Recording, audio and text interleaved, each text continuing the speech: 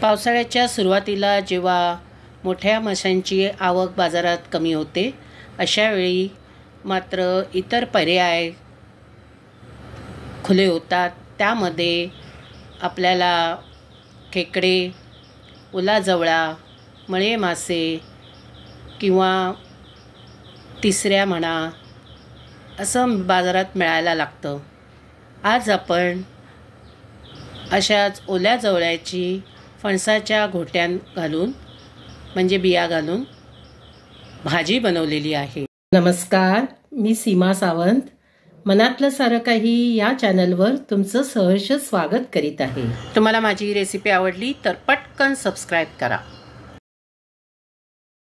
ओला जवळा आणि फणसाच्या घोट्यांची भाजी करण्याकरता आपण इथे थोडीशी पूर्वतयारी करून घेतलेली आहे।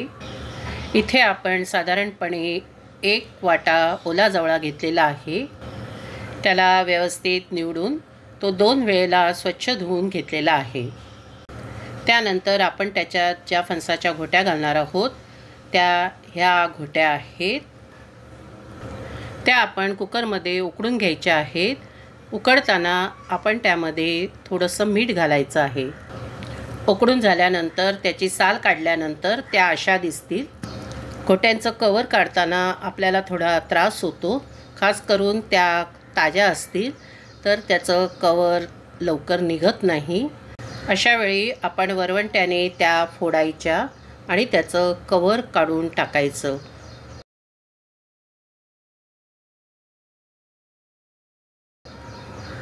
तर अशा या आपण घोट्या उकडून घेतलेल्या आहेत आणि त्यानंतर त्याचे असे छोटे तुकडे करून घेतलेले आहेत। मी यासाठी त्याचे तुकडे केलेले आहेत जेणेकरून त्याला मसाला व्यवस्थित लागेल। आणि कुकरमध्ये त्यांना यासाठी उकडून घ्यायचं की घोट्यांना शिजायला जास्त वेळ लागतो, त्या मानाने जवला पटकन शिजेल। जर त्यांना आपण जवल्याबरोबर कच्च्या घातल्या तर त्या तेवढ्या चांगल्या शिजणार नाहीत, म्हणून त्यांना आपण कुकरमध्ये आधी शिजवून घ्यायचं।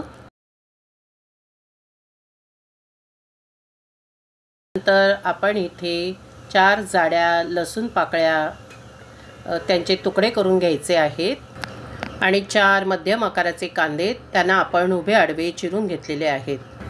तर अशा प्रकारे आपण थोडीशी पूर्वतयारी करून घेतलेली आहे। पहा, आपण घोट्यांचे असे बारीक तुकडे करून घ्यायचे। चला तर आता आपण प्रत्यक्ष भाजीला सुरुवात करूया। आपण इथे कढईमध्ये साधारणपणे 3 चमचे गोडे तेल गरम करत ठेवलेलं आहे। त्यात जी लसूण घेतली होती ती आपण टाकायची आहे।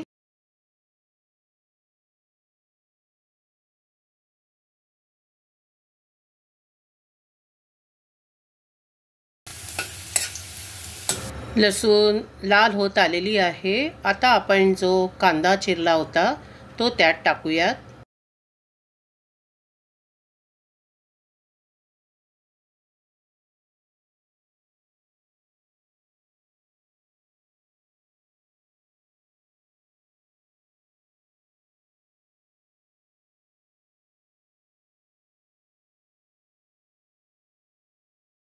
कांदा आपण जास्त परतत राहिलो तर तो गोड होईल। यात आता आपण साधारणपणे अर्ध्या चमच्यापेक्षा थोडं कमी हिंग टाकणार आहोत। हिंगामुळे भाजीला अजून छान चव येईल।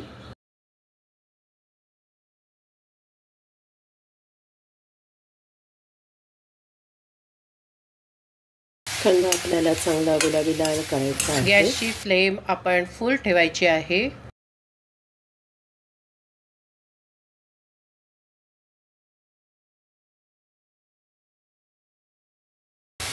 जवल्याला जरा जास्त कांदा लागतो। कांदा चांगला लाल गुलाबी करायचा आहे। आपण टाकला होता त्याच्यापेक्षा कांदा आता आळून अर्ध्याने झालेला आहे। कांदा भाजतच आलेला आहे। आपण आता यामध्ये जो आपण ओला जवळा घेतला होता तो टाकणार आहोत।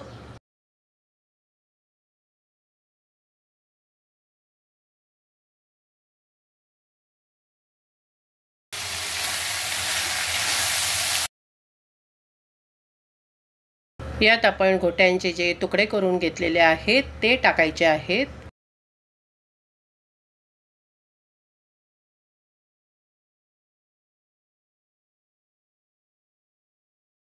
यामध्ये थोडंसं पाणी टाकूयात। अर्धा चमचा हळद टाकायची आहे आणि पाऊण चमचा आपण मालवणी मसाला टाकायचा आहे। मिश्रण व्यवस्थित ढवळून घ्यायचं आहे। फणस खाऊन झाला की त्यांच्या घोट्यांचं आपण काय करायचं हा मोठा प्रश्न असतो।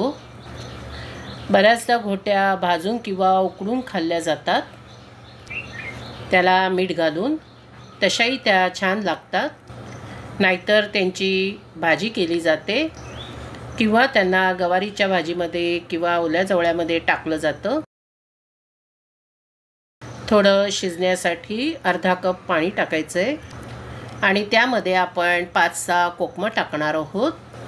तुम्ही कोकमाऐवजी चिंचही टाकू शकता, पण त्याला काहीतरी आंबट टाकलं पाहिजे।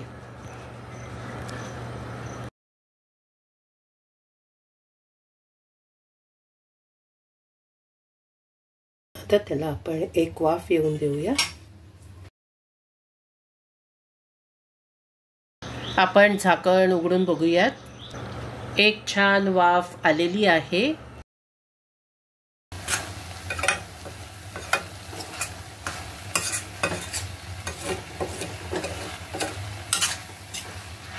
आता आपण यामध्ये चवीपुरतं मीठ टाकूयात।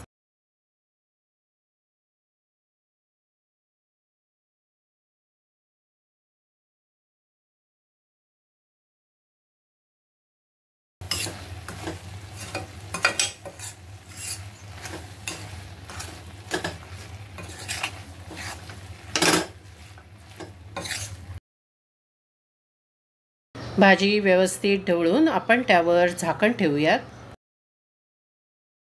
आपण झाकण काढूयात। आपली भाजी शिजलेली आहे।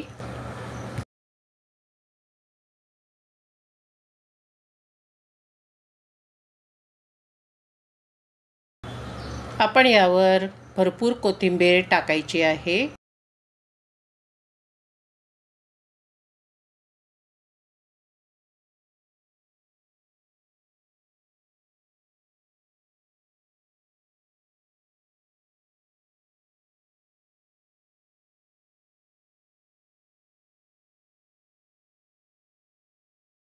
आणि परत एकदा भाजी व्यवस्थित ढवळून घेणार आहोत।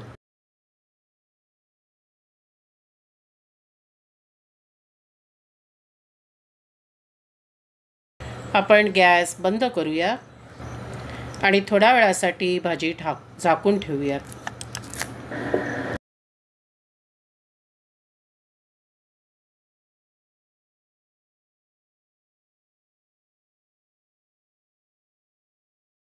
आपली ओला जवळा आणि घोट्यांची भाजी खाण्यासाठी तयार आहे। ती आपण कोथिंबीरीने गार्निश करणार आहोत आणि त्याबरोबर एक कांदा आपण सर्व करणार आहोत। ओला जवळा म्हटला की तसंही आपल्या तोंडाला पाणी सुटतं। आज आपण या ओल्या जवळ्याची घोट्या घालून मस्त चमचमीत भाजी बनवलेली आहे। तुम्हाला माझी ही रेसिपी आवडली तर नक्की लाईक, शेअर, सबस्क्राईब करा, कमेंटही करा।